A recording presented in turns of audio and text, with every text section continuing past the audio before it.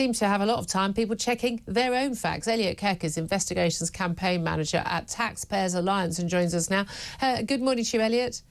Morning, Julia. Thank you very much indeed. But of course, the reason why the Taxpayers Alliance taken interest, of course, is because the BBC uses an awful lot of your and my taxpayers' money funding their Verify unit. I mean, everyone's on a huge number of staff on very nice salaries, thank you very much, despite the person in charge, Mariana Sprigg, actually bizarrely having lied on her CV to apply for a previous job, but apparently that doesn't matter.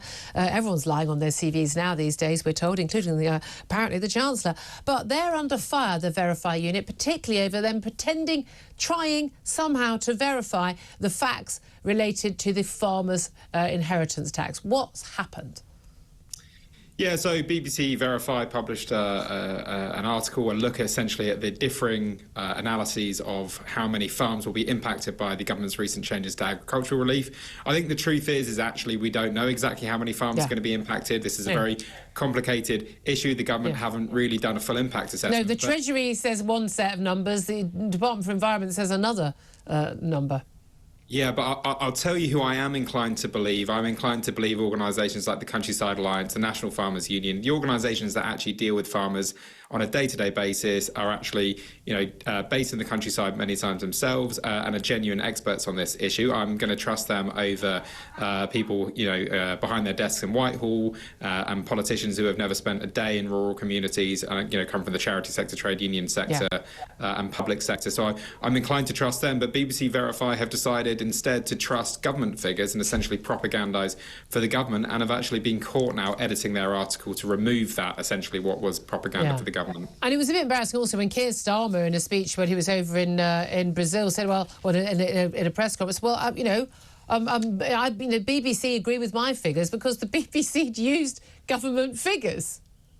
Yeah, and it's a really shocking politicisation of the BBC. We know how politicised the BBC has become in recent years, and Keir Starmer's only chosen to add fuel to the fire, and it's just another mishap for an organisation that is in crisis. The National Audit Office has just said over the last couple of days that the corporation hasn't produced a hit show for 5 years. They've just scrapped Hard Talk, which I think was actually a high quality piece of output, and now they're spending £3.2 million just on staff alone for BBC Verify, which is looking increasingly like a white elephant that can't even do its basic job. No, exactly, and I've had a few bit of contact with them a few years back when I was talking about lockdowns and policies on that at the time, and they decided to sort of verify some of the things that I had claimed, and it was absolutely fascinating. And I sent them back a rather long email saying, why don't you actually look into things like, I don't know, mad things like, government policy, whether there's a cost-benefit analysis, this or that.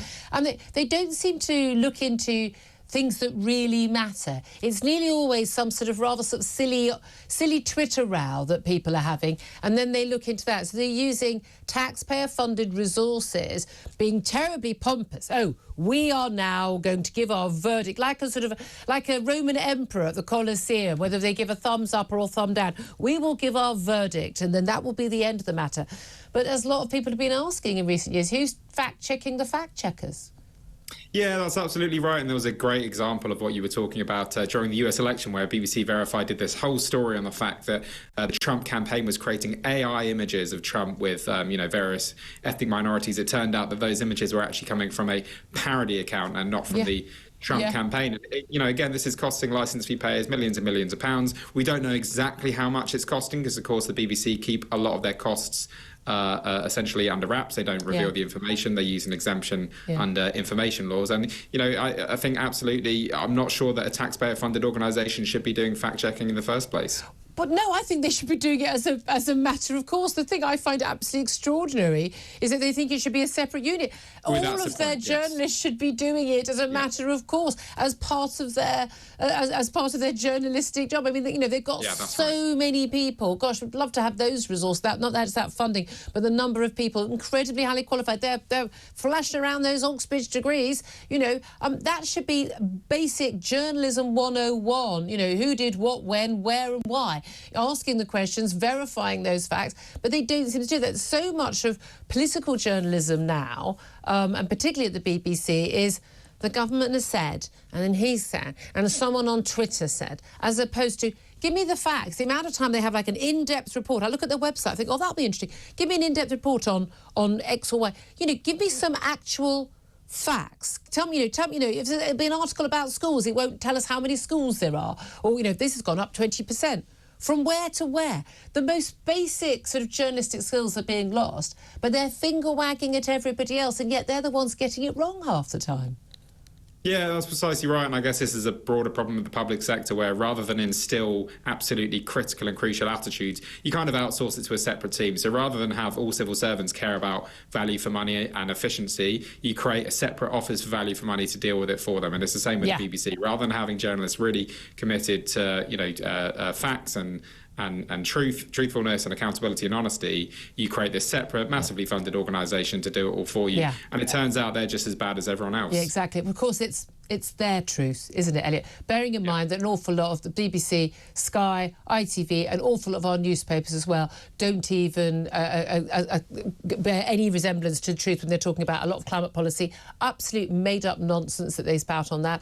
They refer to men as she and her, if that's what their preference is, as opposed to the actual facts, even in court copy. I don't think we can trust any of these organisations to give us facts anymore.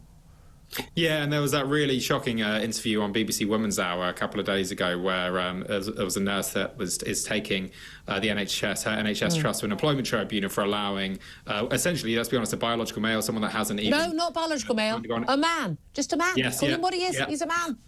Yeah, and he hadn't undergone any transition, was allowed into the changing room, and the NHS Trust essentially allowed that. And this woman was actually put under quite a lot of pressure and was, very much framed as a bigot. And actually, she was, again, just talking in simple, basic, factual language. Yeah, absolutely. Oh, no, Women's Hour is no friends of women. I really object to Women's Hour. I mean, like, what? So the other 23 hours are for men? It's quite absurd. Oh, I don't know, people who identify as women. It's so difficult to keep up, isn't it? Elliot Keck, thank you so much for joining us, Head of Campaigns at Taxpayers Alliance. Appreciate that.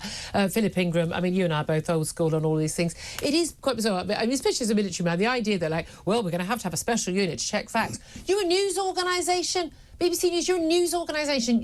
That should be your bread and butter. You don't need a separate unit to do it. The whole process should be about checking facts and checking your sources, making sure that you're not getting circular reporting, you're not being played in different ways. It's an intelligence game. It's exactly the same as the intelligence game. Yeah. And you put so much effort into that. You don't have a separate intelligence unit that is analysing what you're analysing to say whether you're getting it right or not. Yeah. But the problem we have in this country, and this, I'll go back to Tony Blair, a lot of it started with him, is we have politics of spin, but spin on disinformation. It's deliberately designed to have a political effect. It's not deliberately designed to give the effects out, and that's the trouble. To actually do something. The reality is buried, and we need to get back into understanding the actual facts.